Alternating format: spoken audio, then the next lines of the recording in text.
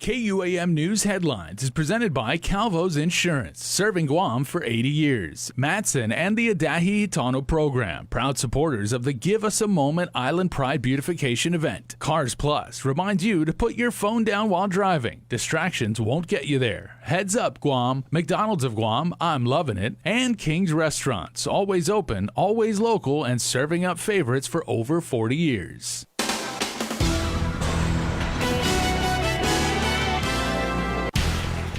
Ahead on Primetime, restaurants respond after a list of establishments that airmen who tested positive visited is released. Plus, the man arrested in the fatal shooting in Agana Heights is charged with murder. And all but 5 of your island mayors are receiving COVID differential pay. Chris Barnett has a story. Hafide and good evening, everyone. The 35 Air Force service members who tested positive for COVID-19 visited as many as 30 local establishments in apparent violation of restricted movement orders. Public Health is scrambling now to trace the group stops that were mostly in Tumon, but also extend as far south as Talafofo, Agate, and Santa Rita. The list of establishments released late Wednesday by Public Health shows there were 11 dine-in stops and the rest were for restaurant takeout and convenience stores.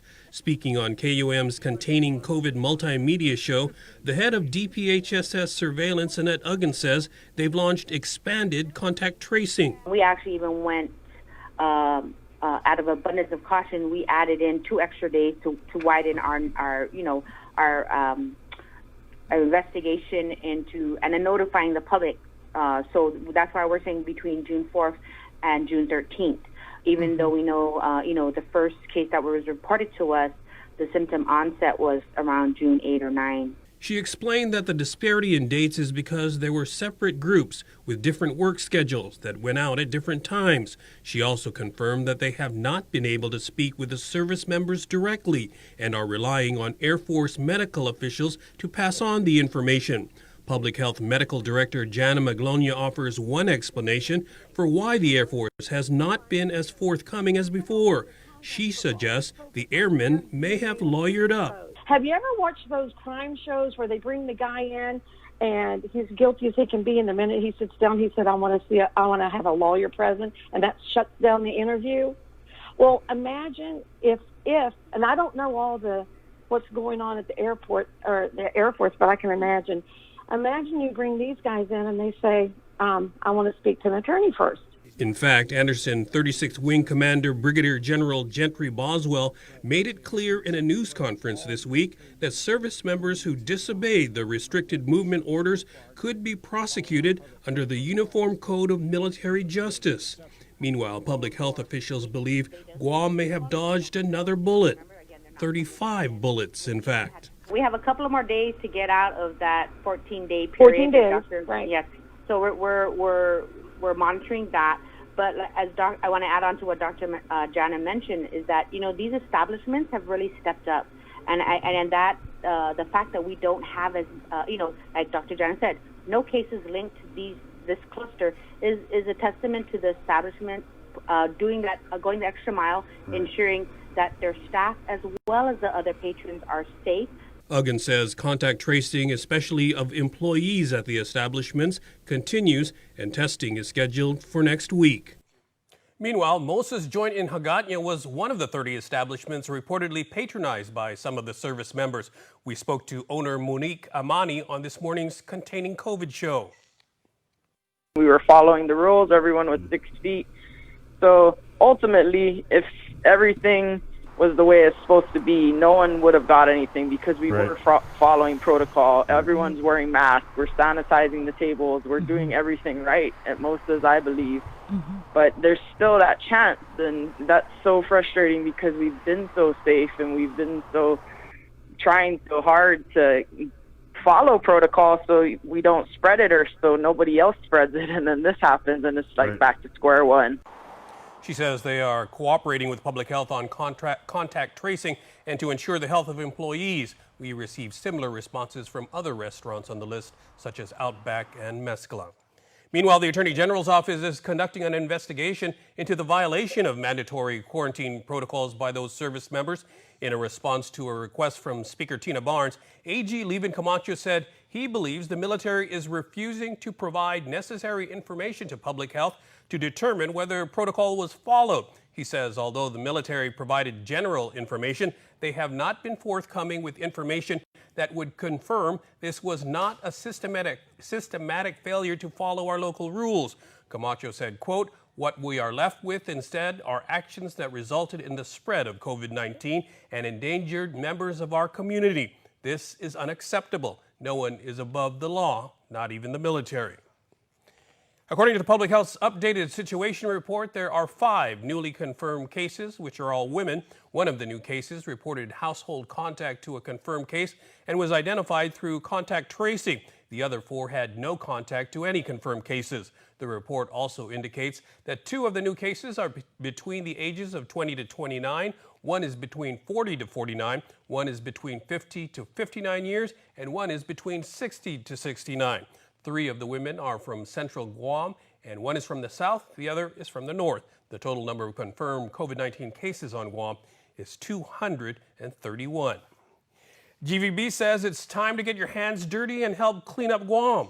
The Visitors Bureau is all set for Saturday's Island Pride beautification event. GVB has also launched a new video campaign focusing on Guam as a safe and healthy tourist destination. Board members got the latest update during a meeting today. Chairman Sonny Atta. I think we should have up to over 1,000 folks participating, so the number keeps growing. And the emphasis is that it's not just for the tourists, it's also for us. We do have a campaign for Give Us a Moment Together.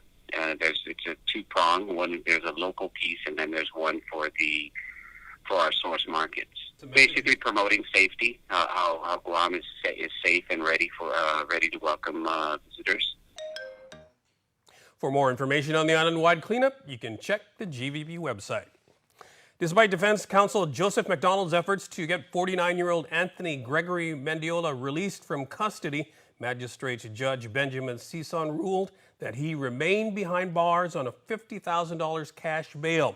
A magistrate's complaint charges Mendiola with murder as a first-degree felony with a special allegation of possession and use of a deadly weapon in the commission of a felony, possession of a firearm without a valid firearm identification card as a third-degree felony, and possession of an unregistered firearm as a third-degree felony. He is accused for fatally shooting Joey Matanani Zamora on Monday, June 23rd at his residence located along Tutuhan Drive in Agana Heights. Attorney McDonald argued his client's rights were violated since he has been in custody for more than 48 hours, and also argued his client is immune from prosecution under the Castle Doctrine. And Mr. Mendiola goes inside and defends himself. That's what the declaration says. And that's the definition of Castle Doctrine. It doesn't matter that he starts outside and goes inside. Fact is that the police already were on notice from a prior complaint that the victim was not allowed there. Assistant Attorney General Sean Brown referenced the magistrate's complaint, saying a witness saw Zamora enter Mendiola's home, heard 3 gunshots, then exited holding a firearm. Further stated in court documents, when officers asked where Zamora was, Mendiola said, quote, "He's inside. I shot him." As for the Castle Doctrine matter, AAG Brown says, quote, "Let's see it in writing so we can hash out the details." Ultimately, the court found probable cause and told the defense he is free to file any motions. Mendiola's next court appearance was set for July 2nd at 4 p.m. with presiding judge Alberto La Morena. Chances are your village mayor is getting paid an extra 15% in COVID differential pay. That's on top of a $75,000 a year salary. Chris Barnett has more. All but 5 of Guam's village mayors are receiving 15% in COVID differential pay for their work during the coronavirus pandemic. Mayor's Council Executive Director Angel Sablon confirms mayors who are getting the COVID compensation have been getting it since March, and they're still earning it today. Unless they tell me that they don't want to receive it anymore, then they are still receiving it.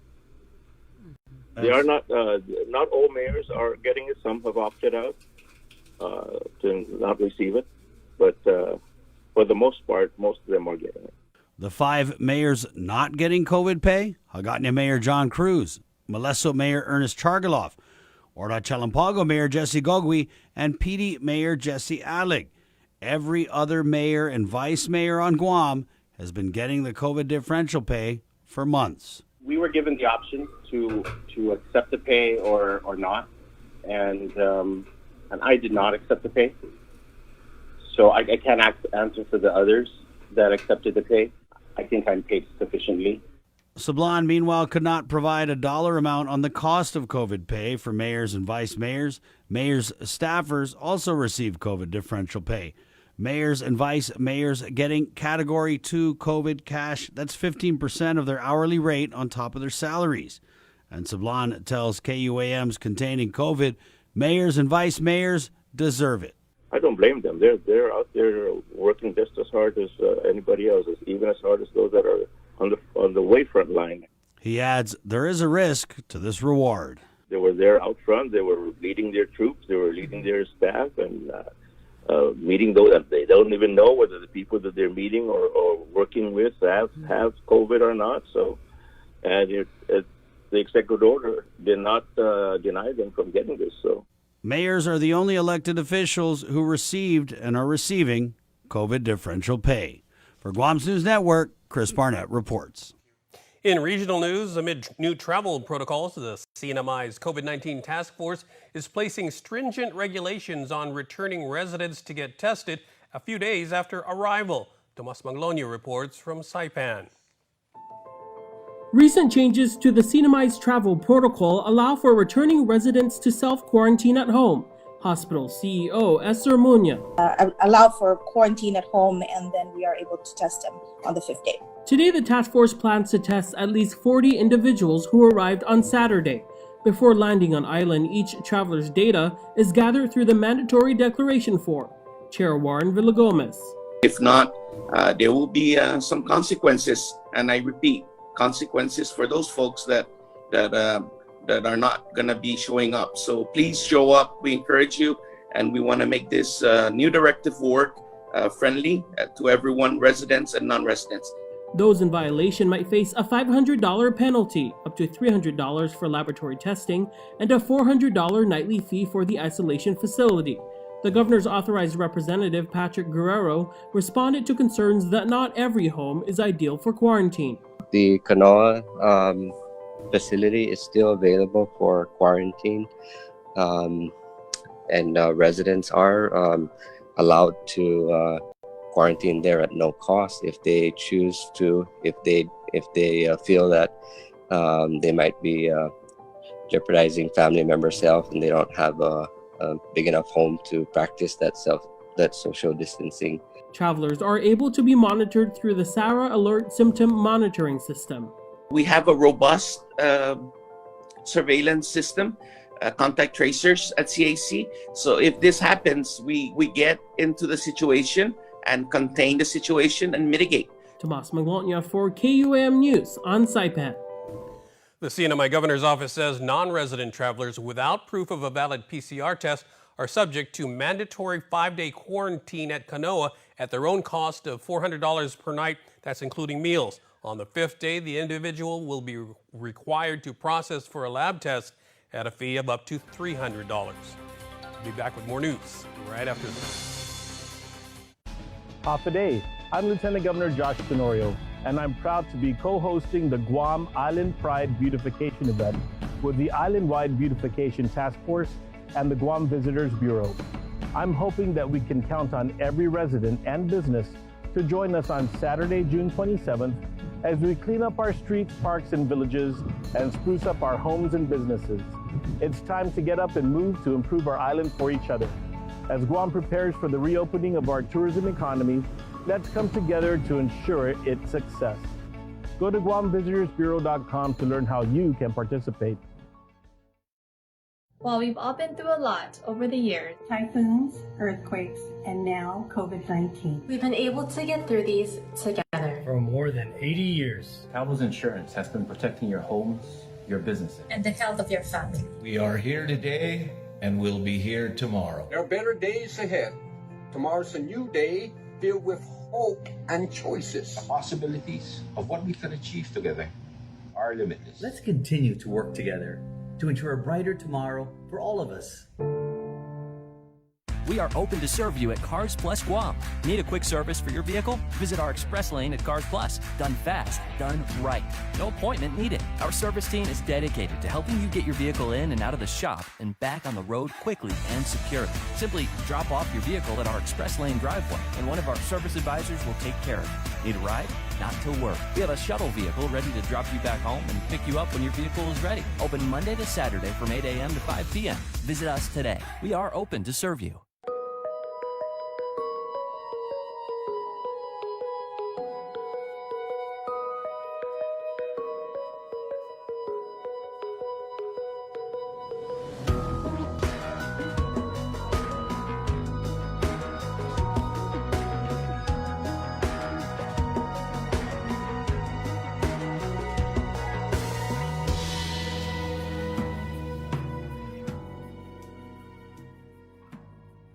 KUAM News, winner of the 2020 Regional Edward R. Murrow Award for Excellence in Social Media. Welcome back. Anne Marie Arceo has stepped down as president of the Department of Chamorro Affairs to accept a position with the Commission Ifino Chamorro as the head of its new Chamorro Language Revitalization Division.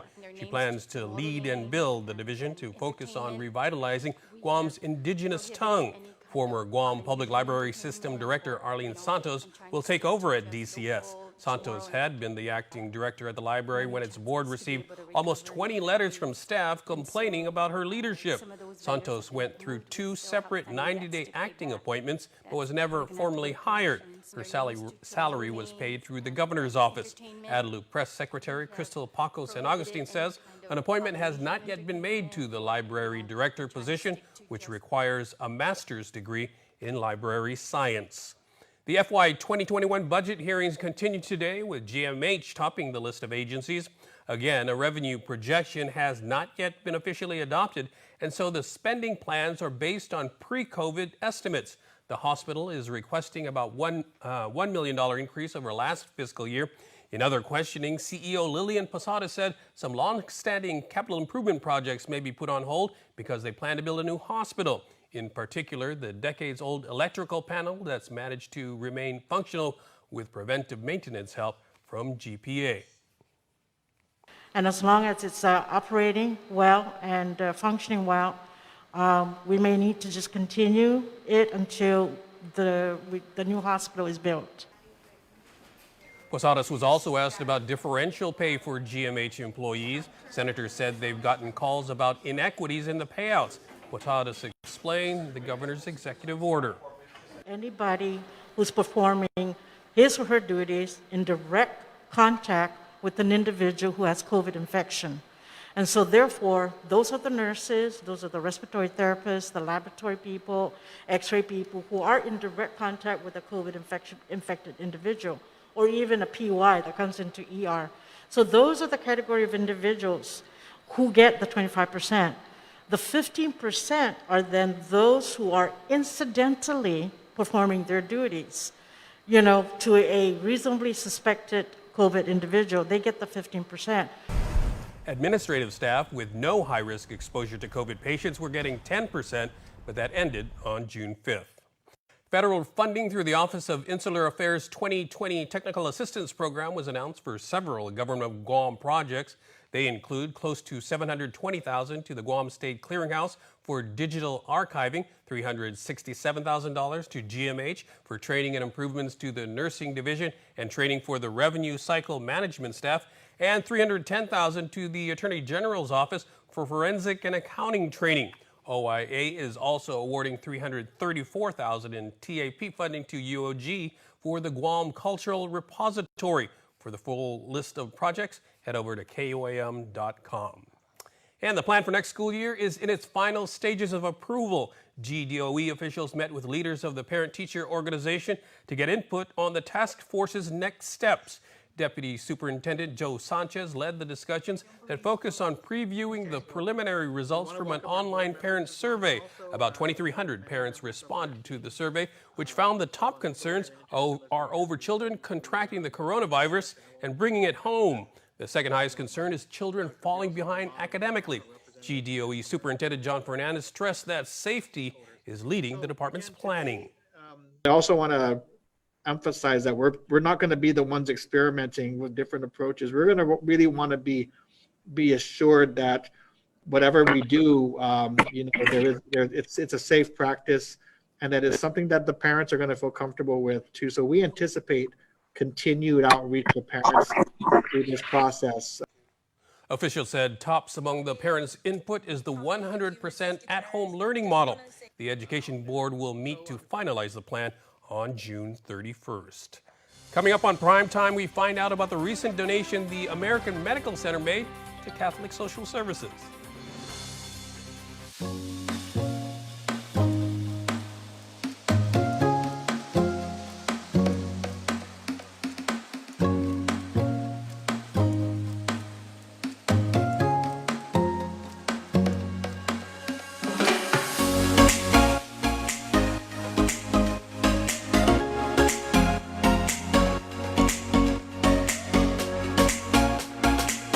Your community calendar is brought to you by Taco Bell. Whether it's your first meal or your fourth meal, we've got you covered. Taco Bell, live Más. For the safety of our customers and our associates, we wipe down our areas and continuously we wipe down after each customer.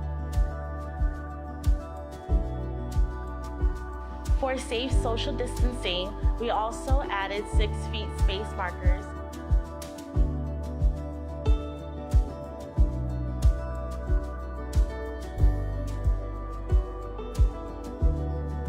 Ruby Tuesday Guam is still preparing the dishes you love for either curbside carryout or delivery. Call them at 647-7828 or 647-7829 for curbside carryout service with a smile. For delivery, download the free Grab and Grub app and follow the instructions to get Ruby Tuesdays delivered to your door. Stay safe and healthy, Guam.